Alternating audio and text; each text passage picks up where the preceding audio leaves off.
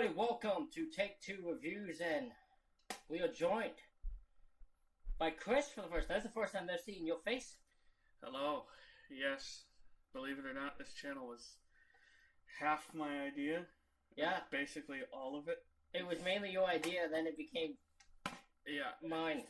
Yeah, so yeah, get used to seeing me a lot more on this channel, because I don't know if you've informed the general public, but we came into a massive haul of physical media, and a lot of DVDs and CDs, and as you can tell up there, I've rednecked some milk crates to the wall. Yeah, this is you have a weird setup. But yeah, you should even see inside the closet. So today, and we're filming this it's just out of the oven review. Yeah, this is like right as we just finished. This is gonna be So, sir, what did we watch? We watched Touched by Evil. It's not on camera. There you go. Touched by Evil. Professionalism. It's not. Touched by it. It's not. There it is. Yes, we watched Touched by Evil, a movie that stars the legendary Paula Abdul of Paula Abdul fame. You know, the best of the best in movie reviews right here. American Idol and this, yeah, and Robots.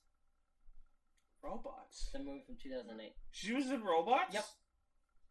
It was Robin Williams. Yeah. Okay. Bobbin Williams. Let's call him Bobbin. Bobbin Williams. Okay. Interesting note for that. So this movie is a fucking one of a kind. It's I wouldn't call it a psychological thriller, but if you were gonna classify it as anything, you'd say psychological thriller, but it's a suspense thriller. Yeah.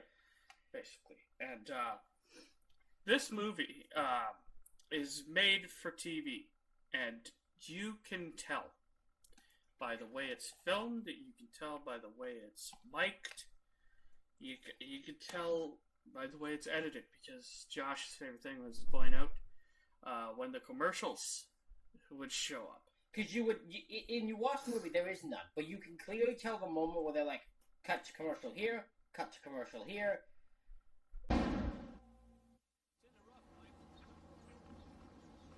There's clearly obvious moments of it. Yes. And now, first of all, before we get into the crux of the film, there are some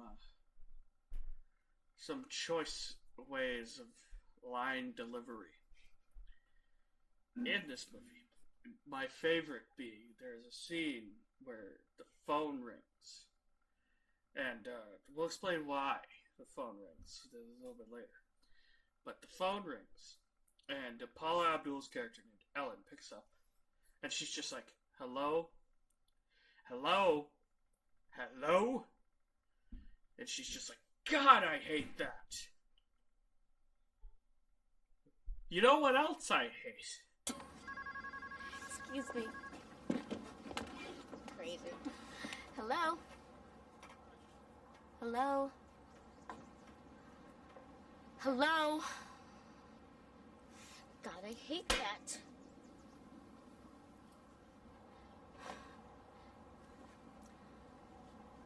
But you know what I hate even more? And it's like, nobody asks, you hate what? Like, yeah, I know, the telemarketers call all the time, and they're just like, yeah, you fucking buy it, you prick. But, like, at least elaborate what you hate. My favorite of that line in particular is she goes like, God, I hate that. And then she's like, you know what else I hate? She says it so depressedly. Yeah. She goes from pure anger to pure depressed in about 5 seconds. Yeah. But there are times in this movie where Paula can be classified as an actor.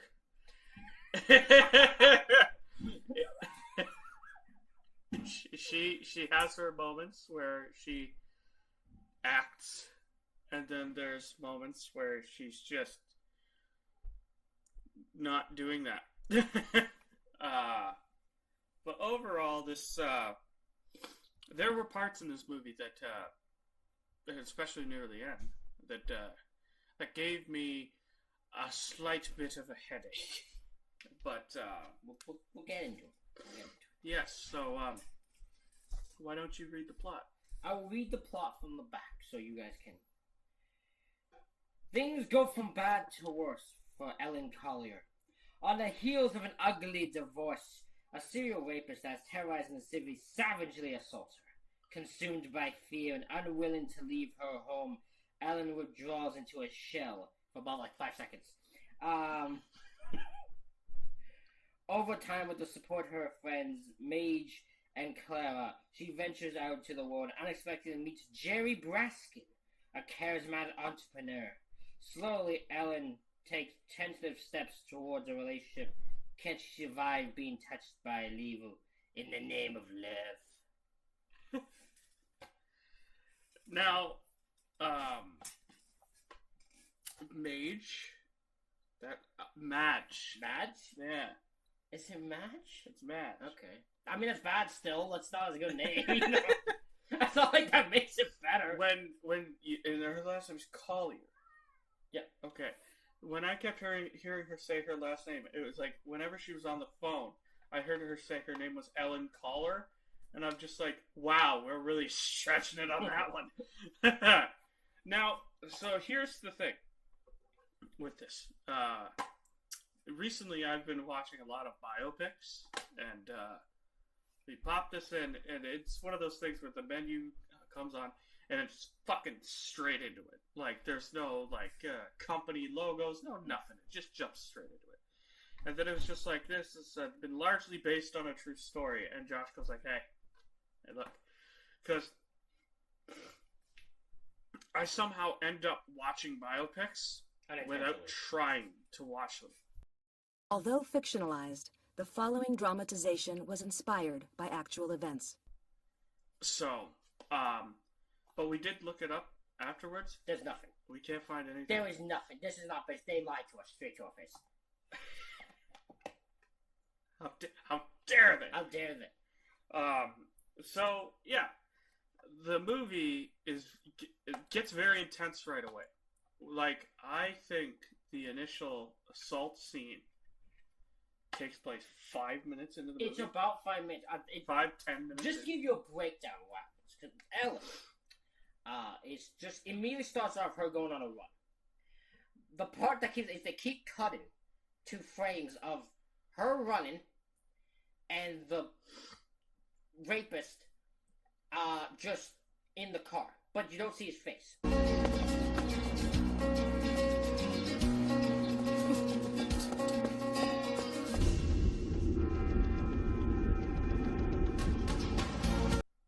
But the part that keeps making me laugh is Ellen only runs and looks one direction.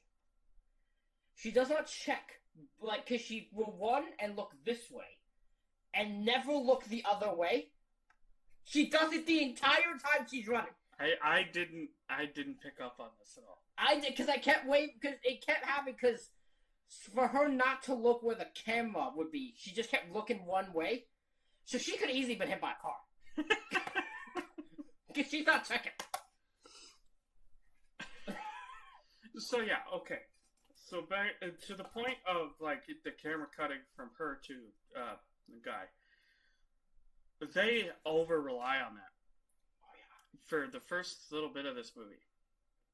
And they always play the most suspenseful fucking, you know, that.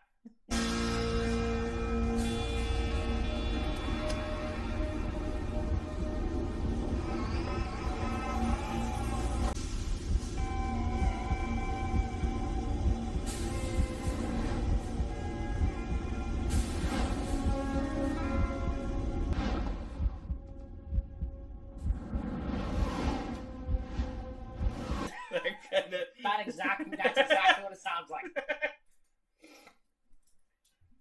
They rely a little too heavily on that. Like, she's going to get, shit off her car, and it's like, bye! You are very bad at doing successful movies. Well, fuck off. Okay. Okay. Okay, I'll get ready, Uncle. Sit down. But, I forgot what I was going to say. Well, we'll just skip your part then, that part. Because I don't know what the hell you were gonna say either, because I can't read your mind. But yeah, so they see her running. She comes back. She then goes into her office where she interacts. What was the guy's name? Do you remember? Ronald, who looks like at least in his 60s. Jerry Whittaker, Jimmy, whatever his name is, Harry. Roger Whittaker. That's his fucking name. He looks like Roger Whittaker without the facial hair. He also looks like he's in like his 50s or 60s. Yeah, and he's like trying to get a date with. She must be in her like early 30s. 40s. Yeah, and he's trying to get a date with her, and for some reason she just won't tell him no. Now that we're no longer business associates, how about that dinner? Does your wife know that you're being such a bad boy? Ex-wife. There have been some changes in my life, too. I am sorry. Oh, don't be. We're both happier. So, how about it? Thanks, Ron, but after my divorce, I promised myself some alone time. No dating, just me getting to know myself. Well, when you get to know yourself well enough... You'll be on the top of my list. Like, he's like Dr. Sturgis in Young Sheldon. Just like, he's a likable character, but sometimes he's a little like, yeah, maybe not. He does seem like a genuinely nice guy, though. He seems like he's very, polite. Yeah. Like, just like, oh, a little bit later on, it's like, oh, I can't really do that. I've just been feeling a little under the weather. And he's just like, well, when the sun starts to come out, I'm a phone call away. But how are you going to call me if you can't remember my name? Ron, I'm sorry. I've just been under the weather. Well, when the sun comes out, give me a call. Nice meeting you. Like, I'll fuck him. Like,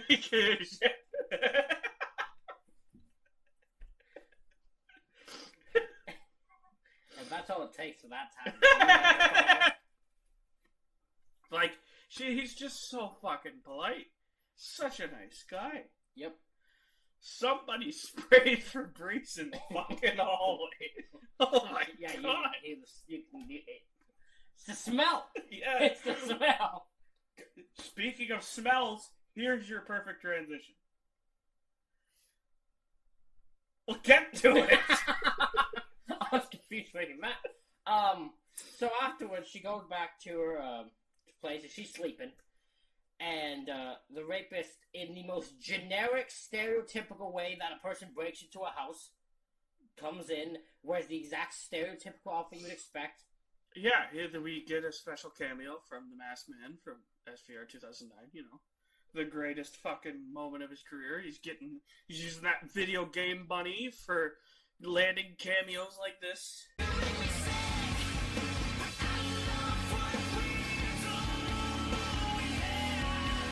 And he comes in, feeds the dog, because this dog's the most guard dog in history. Yeah, and then the dog starts walking with I thought the dog was leading. The dog was going to show him the way.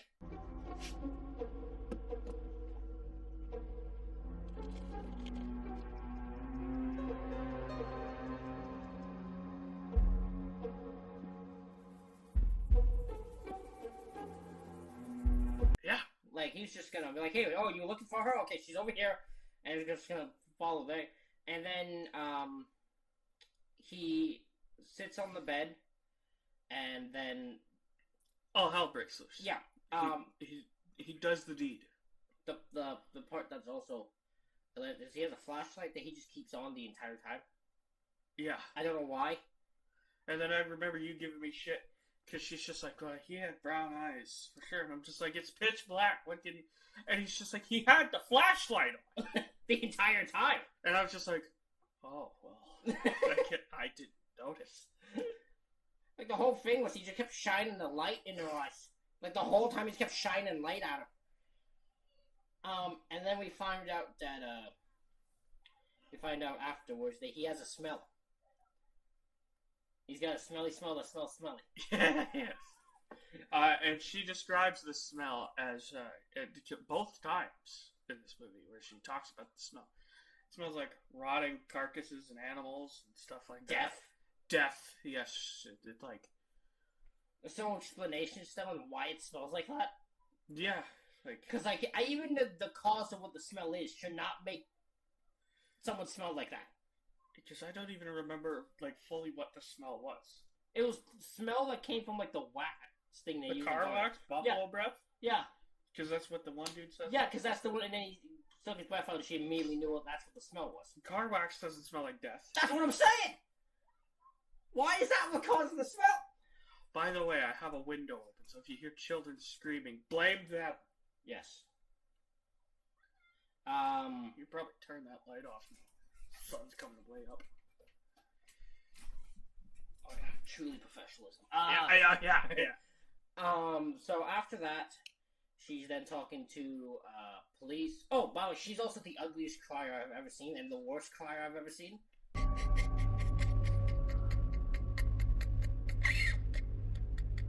And that's not knocking anybody who obviously goes through this kind of an event, but that is it. I'm gonna close this window. Go on. Professionalism. The kids bother him. He doesn't like the children. Filthy. He doesn't like the children.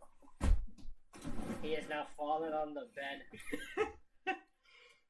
There we go. Professionalism at its finest, folks. You ain't gonna get it anywhere else. So she cries. She cries. And she bounce cries. She bounce cries. I've never seen someone cry the way she cries.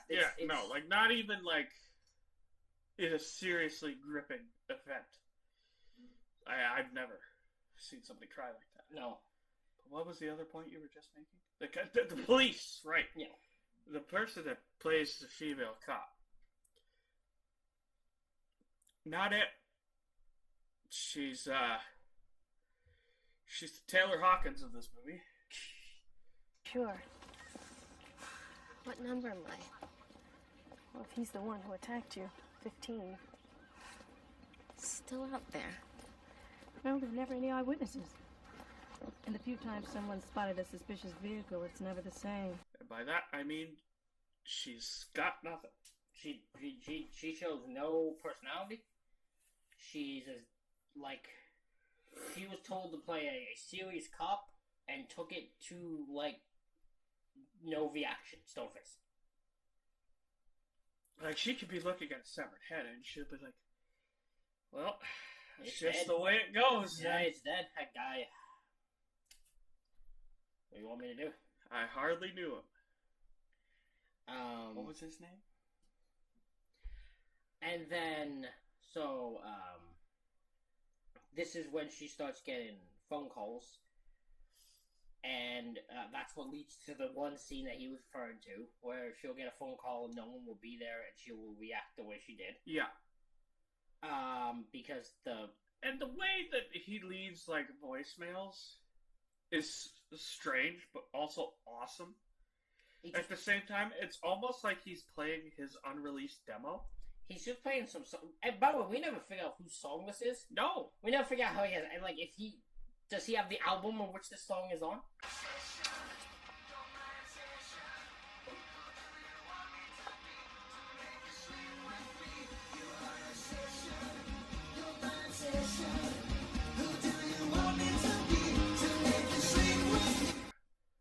Yeah, because that's what I thought when she goes to his place.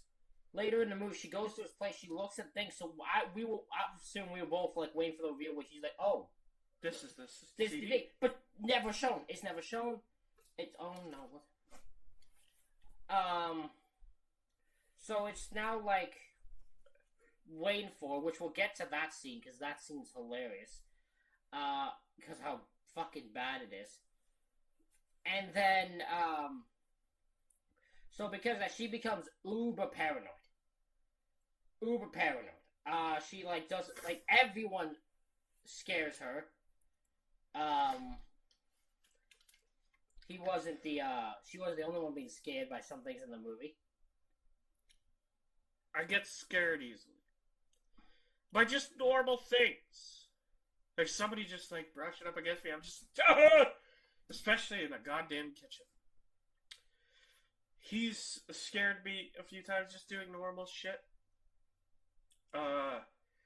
He ironically made the joke came true. He's just like, well, somebody could say just hello to you, and then all of a sudden you have a heart attack. And then we get introduced to Clara. Who literally walks in, you see her shadow, you see her walking in, she then walks in and goes, hi, and he has a heart attack. She goes like, hello! And I'm just like, fuck! Hello. I'm sorry. Because I'm just like, it's loud. The energy is loud with this one. And so Clara shows up, and they just have a chit-chat, and she asks her, for some reason, to watch her laundry. Yeah. And it's like a little bit of a Big Bang Theory situation going on. Yeah. And then we meet Mr. Jerry. And Jerry Jerry, from the moment he walks in, you're like, oh, it's you. Yeah. Hi.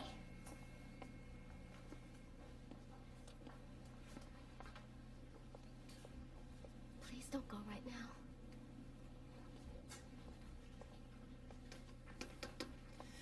Pardon me, you wouldn't happen to have change for $1, would you? Now, it's not Trapped bad. No. Because Trapped was like the worst ever. Like, oh, you're the guy. You're clearly... This, whoever play... Do you remember the guy's name who plays Jerry... Jerry Braskins? Adrian Pazdar. Okay, well, an Adrian guy. He at least tries to not come off as the most immediate... But he's still But very... the vibe he gives immediately is, you're the... Like, the kids these days would say he's rapey. Like a little. He's a bit spoopy. What? I don't think no kids these days use the word rape. I've heard it thrown around. Who? YouTubers. What YouTubers? Apple. What YouTubers have you heard say that exactly? We're talking about a movie. I know we're talking, but you're the one that chose to say what the kids are saying, so... Well, that's what's hip-hop and happening. Hey, I know what's hip-hop and happening. That ain't it. Yeah, meet Jerry because he for some reason he's there? Yeah. Like, why was he there? He was getting a drink, I think.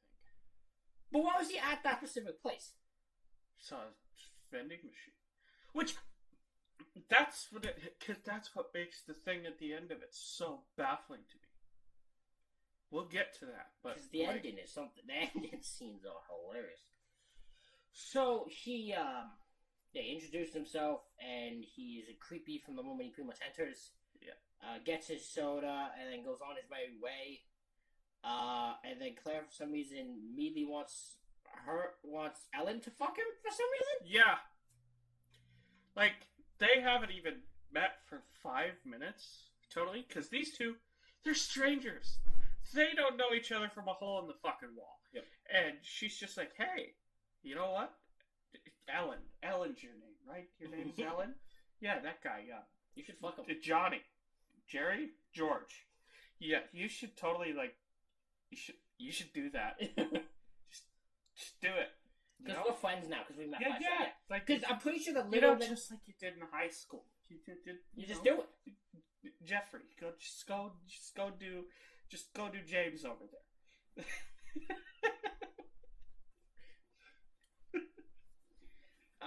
Because I'm pretty sure, like, the next scene, they're like, hey, can you just keep being my friend like you've been for about 5 minutes? Yeah. Like, all of a sudden, she's just like, don't they go to, like, something together? And then I go, all of a sudden, yeah, they go to the car wash together, where we see another one of those stupid little crane shots. And they're just there together. Like, yeah, like... yeah, because Ellen, the next scene is, like, when the phone call happens. Yeah. And Claire's there.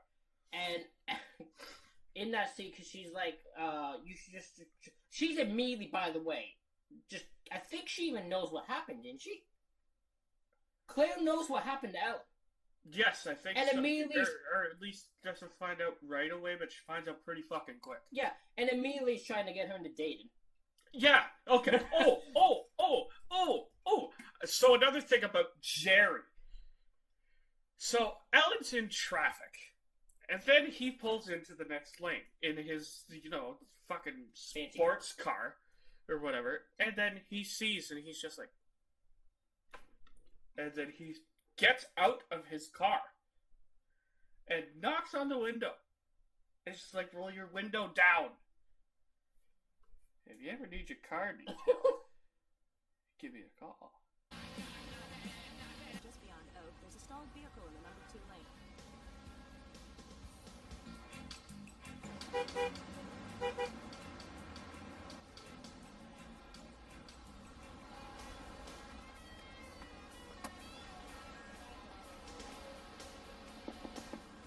Remember me? You bought me a soda last month. Hi. Hi. Jerry Braskin. Listen, if you ever need a detailing job done on your car, you just call me, okay? Get in traffic! It's not like this is on the side of the road. No, bitch, there's a red light there. In about 2 seconds, it's gonna be green, and we're gonna be responsible for all the highways being backed up because you have to give me a stupid piece of paper with your name on it because you want me to get my car detailed with you. No, sir. He's weird.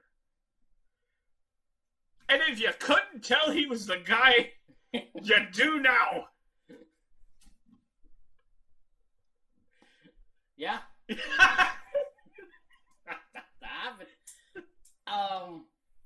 And then afterwards they go to some... Where do they... Because they meet him... They go to get her car detailed. Because she takes him up on the offer. Yeah. Oh, yeah. And then he... So they go and he invites her to... he, also guides her towards the car in a very... Yeah, he, grabs the fucking arm and starts pushing her this way. And I'm like, dude, the way that he is grabbing her arm, I'm not okay with that. No. Not at all. It's very, very weird. And then you see, the montage of them at restaurants and all this shit together. And she said that, she doesn't want a relationship. Also, she is sending very mixed signals. Mixtape level signals. Your turn. I was leaving that one there. I had to leave the mixtape level signals one there. Okay. I had to leave that there for a second. So they go and he invites them to dinner at some church, I think.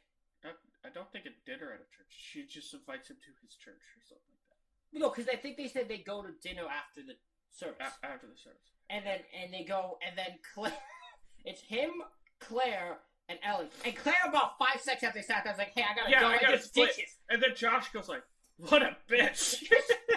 She's like, because he was... Ellen because, So, when we get back to Jerry in the laundry room and they meet, Clara shows up. So, she's already uncomfortable because it's not too long after the assault. And she's like, please stay here. Don't leave. Because she has to go do whatever. Yeah, but you just watch my laundry. But don't leave because he's here. I know.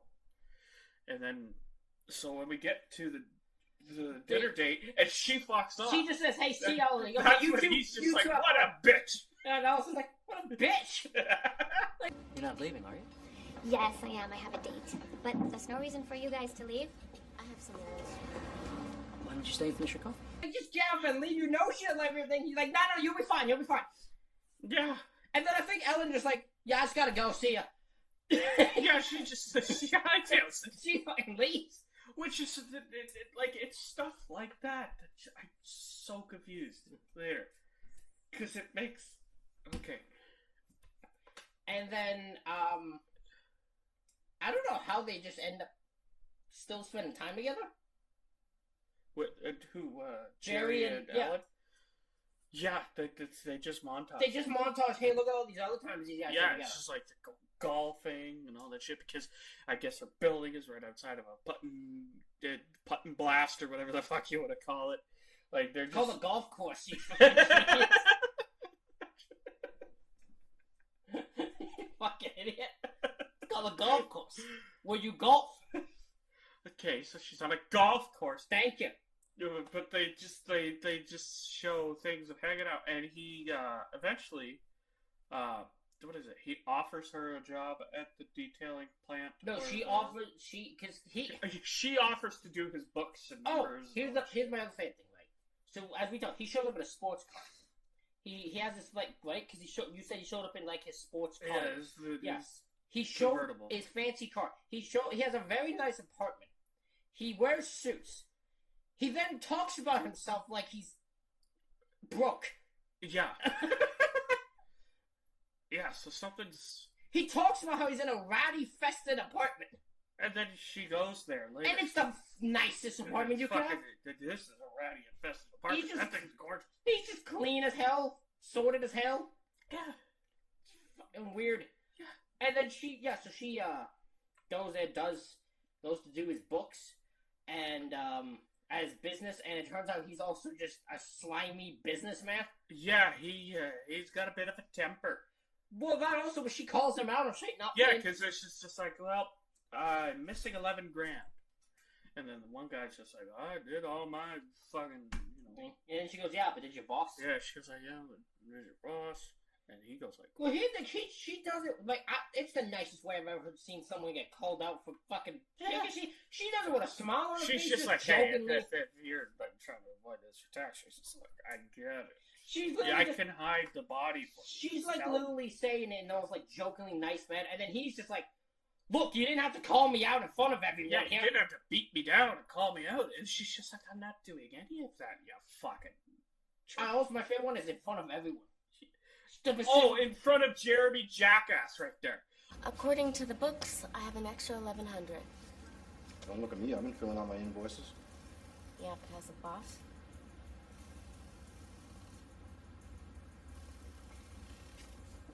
Don't you have something to do?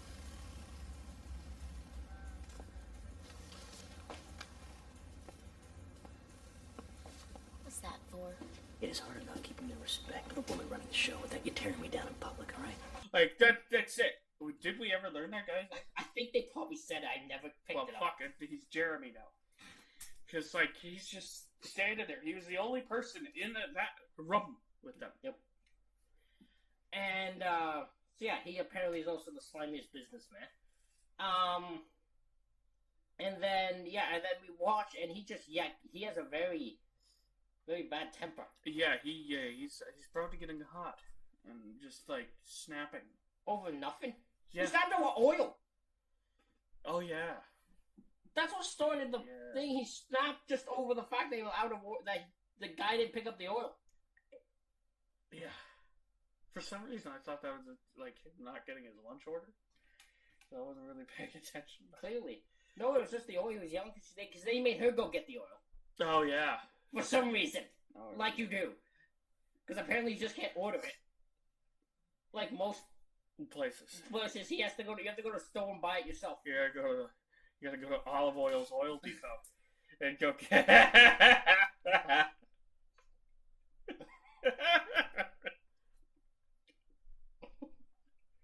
Go on. I'm just gonna ignore that one. I'll let the comments deal with that one. So yeah, we keep because we're just going back all over the place. Oh yeah. But yeah, she's also. Oh, this also takes the biggest. This movie loves just going complete 180. Because they will have a scene where she's happy as can be, fine date, getting home from a date. She has one phone call, suddenly her mental mind breaks out. She starts grabbing a knife and cuddling with a knife. Yeah, she snuggles with a kitchen knife about day big.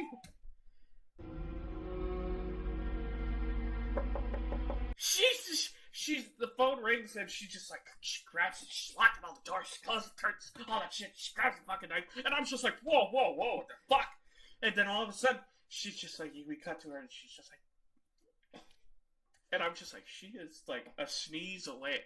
I'm just from slashing her throat. And then the dog jumps onto the bed, and she's picking up the dog while she's brandishing the fucking knife. She's gonna skewer this dog. it looks like, and then all of a sudden, oh, Jerry's at the door, and he just happens to, like, know what to do, and, like, he's not like, oh, fuck, a knife, he's just like, give me the knife. Yeah, mostly because let us meet. But at this point, he does not know what's happened to her. No. He just walks up to her house, and she just has this knife, like, she's ready to stab the bastard, and he's just like, dear, give me knife. Give me the knife, dear. And then the biggest twist is, like, he stays the extra night, or he stays the night in the house, and Clara calls, lets her know there's been another rape in the area. And then Jerry makes a confession. He's been to jail. Not for anything, for breaking and entering. And how did you explain it? I said, I need someone to play the thing. He walked in, he just broke in, he walked in, he entered the house, he turned around, and he left. He broke in, he entered, and he left. So yeah, he's confessed to Ellen that he has broken and entered. But he also does lie, technically still. So what does he say? Because he does say he's like back in like when I was younger.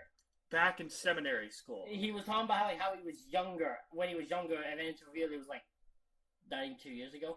Yeah. I've been in jail. Not recently. When I was younger. Breaking and entering. I did 2 years, and I've got no excuses. I did it, and I'm not proud of it. Oh yeah, because the cop tells. The cop says it like right. She's been on. He just got on parole like 18 months ago. Right, and it still takes her a while to like come to grips with that. Yeah, she like fights because he was one of the first people interviewed as a suspect in her rape, and it's like, well, you gotta round up all the usual suspects, is what Jerry says, and. Look, because clearly, if you got a crime, you break and enter. Clearly, the next result is if someone's been raped or murdered, like, we gotta do the break and entering guy. Yeah. So. Not the rapist. No. We'll leave them next. This is the break and entering guy. They're the dangerous ones. Yeah, if there was break and enter, I guess it classifies as just one step up on the criminology ladder. If Criminal Minds is taught me anything. As you can tell, we're clearly unqualified. To talk about that. Oh, yeah. But, I'm just assuming. Anyway. What was I talking about? You kind of went on a different rant here. So Jerry makes the confession. Yes. And then, she just, like, she buys it, she's believing it and all that shit. Even with the cop saying whatever, and him saying, well, of course I got questioned. I'm just like, I didn't think it was topical to bring up. Well, the way she finds out is because she, what the heck's the one chick's name? Such an M. Madge. Yeah, like all of a sudden, like she tells Madge that he's been to jail for breaking and entering, and then all of a sudden, he's the fucking worst human. He's the devil. He's the devil. He's the devil. Not because of what actually had to be. He's the devil just because of the fact he's committed a crime at all. Yeah, like all of a sudden he went to the thing for breaking and entering. He's just like, well, he just confessed to you that he is a convicted felon, and you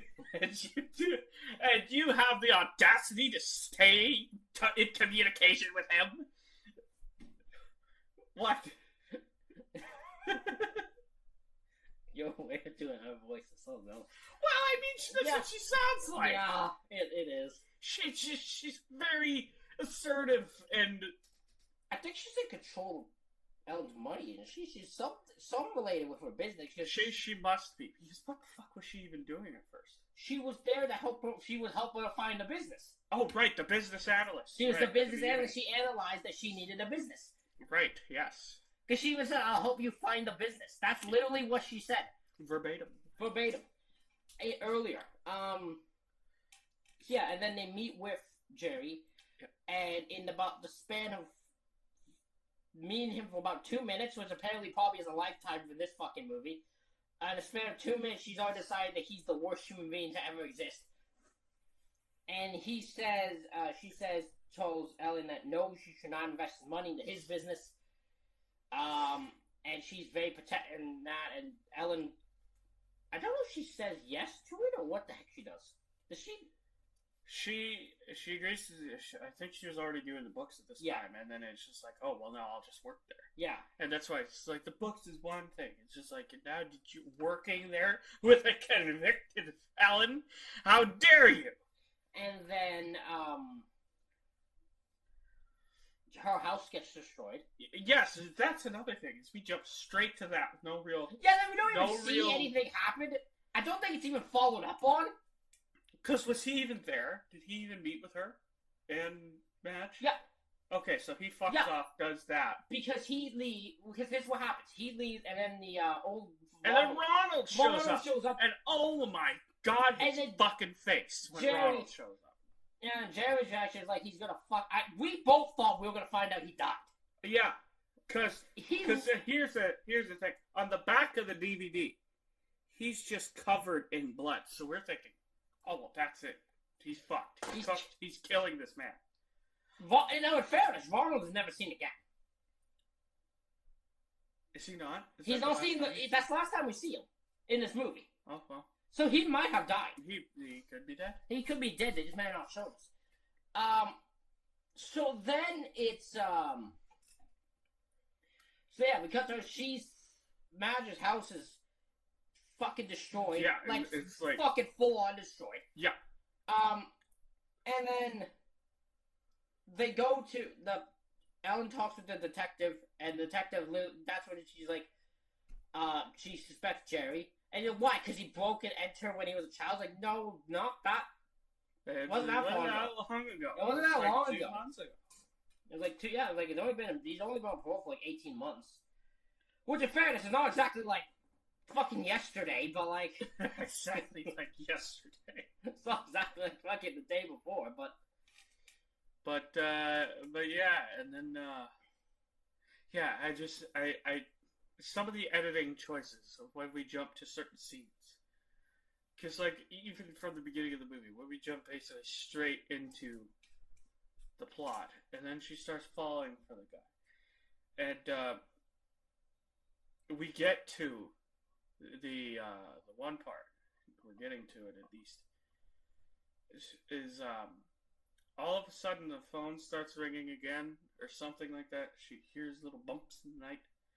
So he's just like, I'm coming over.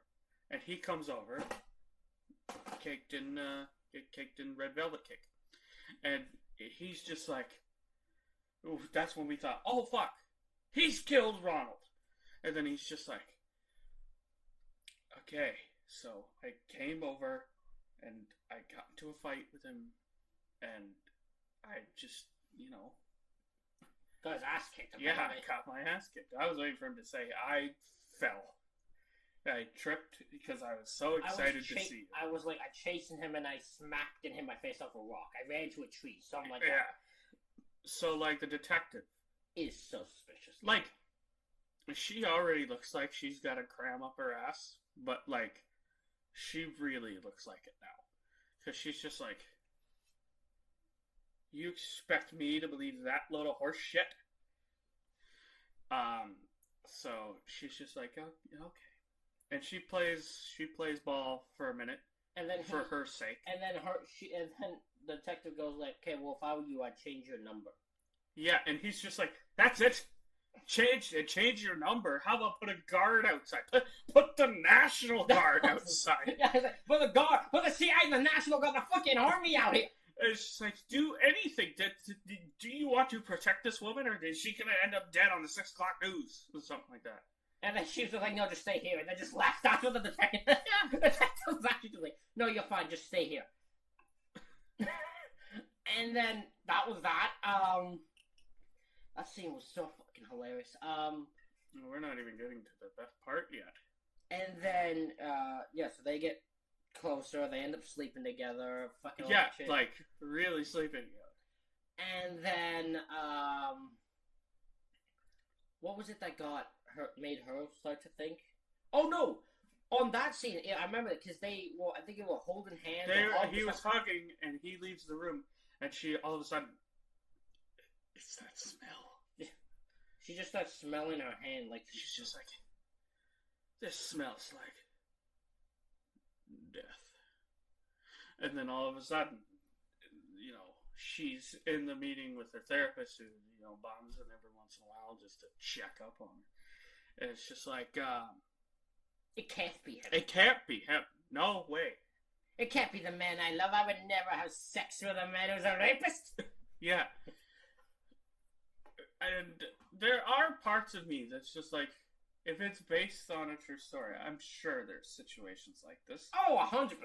Out there where, like, guy does something awful and they end up falling for each other because he's a fucking crazy stalker. And manipulator. Yeah. So then, a little bit after that, he's given her keys to his apartment earlier. She's like, if you ever feel spooked in your apartment, just go there. Which, I forget what I said that was an excuse for. Oh, yeah, because the phone rang, and that's when we got to that point. Yeah. Because she's just like, oh, so you're just scaring the shit out of her, so she goes to your place, and you can fucking do it there. But, no, that's when he decides to, liar himself and kick his own ass. And kick his own ass. Which I want to see that deleted scene. That'd be amazing. Because, like, he's bleeding profusely. What, did he fucking run into the brick wall? Anyway. So, all of a sudden, Clara starts, like, talking to Ellen. And they're talking about, something about, like, the best way to do something is say nothing at all. Or something if you have any sort of doubt, just do nothing. Right. So that's when he started getting sketchy of her. And it's just like, well, she might be covering for him. Because, like, you think back there, they show up at the same time. There are other instances where, like, some things are kind of... Because she starts working at the fucking... his business and all that shit. In fairness, though, Ellen's the one that hires her. True. But, like, there are some things here. Yeah. So, you were thinking, oh, well, he's either raped her too, sleeping with her. And then I said, sister. Because I was just like, this... Because the way she's talking about him at this point, it's like, you're covering for your brother. And the end result is... Fucking no. Nothing. There's no connection. They planted some bullshit seed for no reason. Because you look at that seed, they're planting a seed for something. And for nothing. And yeah, because then when he gets caught, she's like, I'm sorry I didn't believe you. And they hug, and that's it. Yeah. But tell about the seed where he finally, the masked man reveals himself. So this is because she's sitting at a place, and he comes in wearing the mask, wearing the entire outfit, and he gets on top of her, and then she says that she knows it's him. She then punches him, which he takes a nice little fucking head bump into the middle drawer, and then she grabs the gun. And reveals the mask to reveal it's Jerry. Surprise, surprise. And then Jerry just gets up, says, "What are you gonna do?" I thought so. And literally, it's walks like down the hall. We could have been happy together. Walks down the hallway, says, "We could have been happy together," and just leaves. Yeah. And then and he's just like, "Oh shit, I gotta run!" And then he starts fucking. So the part that's missing. Why are police there? Did they set him up? That's never revealed. Yeah, that's never, like, there wasn't even a sniffle of that being a hint that, like, possibly they set him up. I don't get it. Because then they just cut to he's running from police. Yeah. Yeah, and he really trips into the shit now. Yeah, because he actually trips and fucking face plants. Eats total shit. That's where he gets... Oh, the one other part we missed is the reason also Claire's big freaking reason she turns on Ellen is because Ellen follows him. Right. To his place. He goes in, turns on the light, turns off the light. She's like, oh, great, that proves he's not doing anything, I guess. So she starts to drive away, and then he comes back out, and she then follows him to... Clara's place. Well, but here's the thing. She didn't even see him go into Clara's place. No, but she sees the footprints. She's just like, oh shit, Clara! We gotta save Clara! And then she runs, starts screaming, help, starts screaming, call the police. She bangs on like, Claire's what the fuck are you going on? Yeah. She's just like, of course I'm okay. Like, you crazy dingbat. I'm fine. And she called police to, like, what the fuck? He's not here. He's not here. There's no one here. Like, all of a sudden, It's also she never seems like the explained girl where he who cried wolf. Yeah, I don't know if he did that because... Yeah, and we never figured out where he went that night.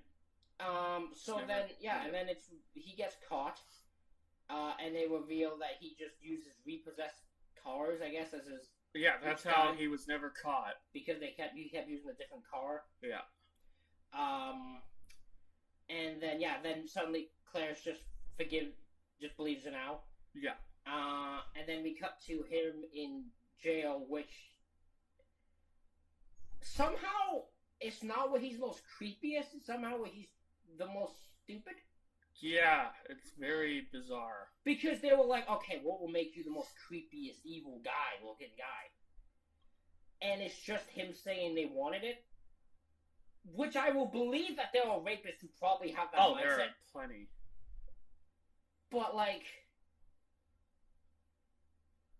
No, the one part that I do find hilarious, it was she was like, she tried to insinuate that every time they had sex, he was raping her. I can see her point of that, but, like, also... No. That's not me trying to shame her or anything or make anything seem way worse, but, like, at this point, she's got it baked into her own head that he is not this man that did this to her.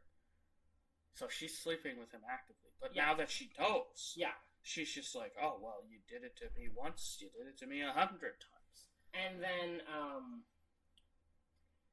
what was the word thing that kept being... Oh, ravish. Yeah, ravish me. Ravish me was the word that caught... Which I swear, I thought the word was ravage.